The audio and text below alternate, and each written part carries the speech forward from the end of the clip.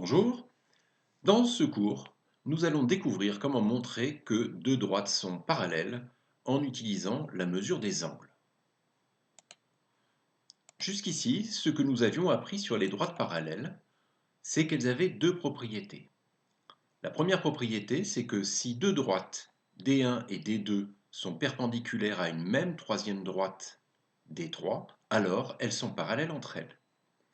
La deuxième propriété, c'est que si D1 est parallèle à une certaine droite D et que D2 est également parallèle à cette droite D, alors D1 et D2 sont parallèles entre elles. En pratique, c'est surtout de la première règle que nous nous sommes servis jusqu'ici pour montrer que deux droites sont parallèles. Nous avons tracé des perpendiculaires et vérifié qu'elles étaient bien perpendiculaires aux deux droites. Eh bien, dans ce cours, ce que nous allons apprendre, c'est que l'on peut en quelque sorte généraliser cette propriété en mesurant l'angle de n'importe quelle droite qui couperait les droites D1 et D2.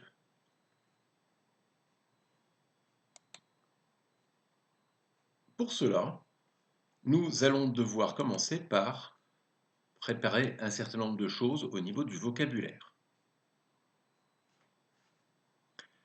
Lorsque deux droites sont séquentes, elles définissent ce que nous allons appeler des angles opposés par le sommet. Regardez ces deux droites, droite AB et droite CD, elles se coupent au point O. Eh bien, on va dire que l'angle AOC et l'angle DOB sont opposés par le sommet. Nous les avons représentés ici en bleu.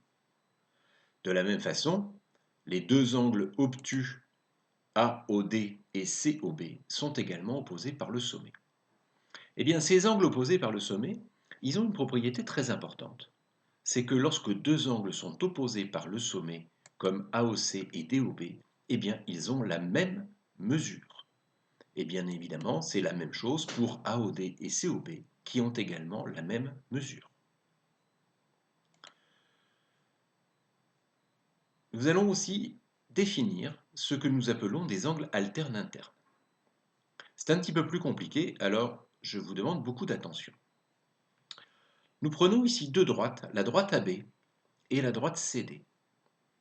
Et ces deux droites, eh bien, nous faisons venir une troisième droite que nous appelons la droite D qui va couper AB et qui va couper également CD. Donc la droite D, elle coupe AB au point E et elle coupe CD au point F. Alors on va regarder ce qui se passe ici entre AB et CD, à l'intérieur en quelque sorte du quadrilatère ABDC. La droite D, par son intersection avec la droite A, définit ici un angle AEF. Eh bien, on va s'intéresser à l'angle qui est de l'autre côté de la droite D et qui est du côté de la droite CD, l'angle EFD. Et on va dire que AEF, ici, et EFD, là, sont deux angles alternes internes. Ils sont à l'intérieur du quadrilatère ABDC et ils sont chacun d'un côté de la droite D. Ce sont les angles alternes internes. Et bien sûr, l'angle BEF et l'angle CFE sont également des angles alternes internes, BEF ici, donc à droite de la droite D, et CFE ici, à gauche de la droite D. L'important, pour qu'on puisse parler d'angle alterne interne, c'est qu'ils soient à l'intérieur, entre les deux droites ici dont on parle, et qu'ils soient chacun d'un côté de la droite séquente D. À quoi ça va nous servir? Eh bien, on va le découvrir tout de suite.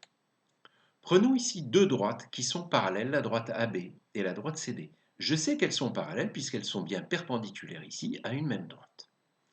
Et bien maintenant, si je les fais couper par une troisième droite ici que j'appelle D, qui donc coupe la droite AB au point E et la droite CD au point F, eh bien les angles alternes internes AEF et EFD ont la même mesure.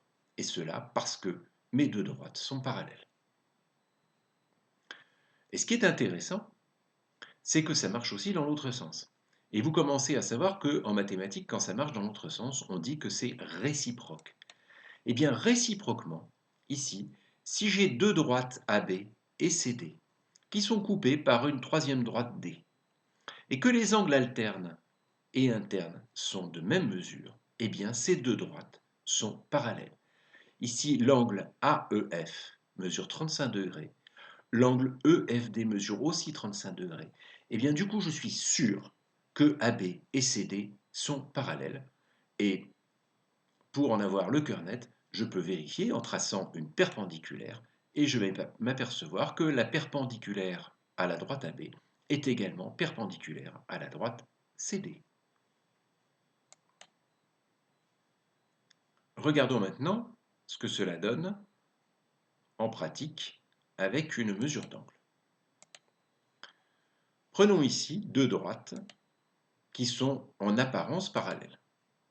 Je dis en apparence parce que nous avons appris maintenant en mathématiques qu'il ne faut pas se fier uniquement à ce que nous disent nos yeux, mais plutôt essayer de faire des mesures et de coder ce que nous pouvons observer. Eh bien, on va tracer ici une droite D, et avec le rapporteur, je vais mesurer les angles alternes internes. Je positionne correctement mon rapporteur, et ici, je mesure donc, mon zéro étant à l'intérieur, je lis sur l'échelle intérieure que mon angle ici fait 109 degrés. Je vais voir ce qu'il en est pour l'autre angle, c'est-à-dire l'angle interne de cet angle alterne. À nouveau, je positionne correctement mon rapporteur. Et ici, de nouveau, je vais lire sur l'échelle que l'angle ici fait également 109 degrés. Conclusion, ces deux droites sont bel et bien parallèles. Mais maintenant, vous allez me dire, est-ce que ça marche tout le temps? Est-ce qu'il n'y a pas des cas où ça va nous donner de fausses informations? Prenons un autre exemple. Ici, nous avons deux droites, orange et mauve. On peut penser qu'elles sont peut-être parallèles. En tout cas, sur l'écran, rien ne dit le contraire. On va prendre une droite D3. Et de nouveau, nous allons mesurer ici les angles alternes internes. Avec le rapporteur, on vient se positionner sur le point d'intersection avec la droite D2, la droite mauve. On positionne convenablement notre rapporteur. Et ici, on vient lire l'angle, qui est donc de 110 degrés.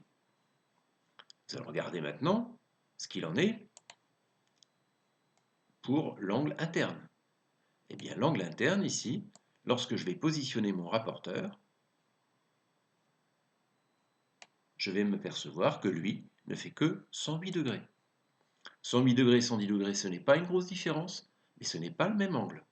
J'en conclus avec ma nouvelle propriété que les deux droites orange et mauve ne sont pas parallèles.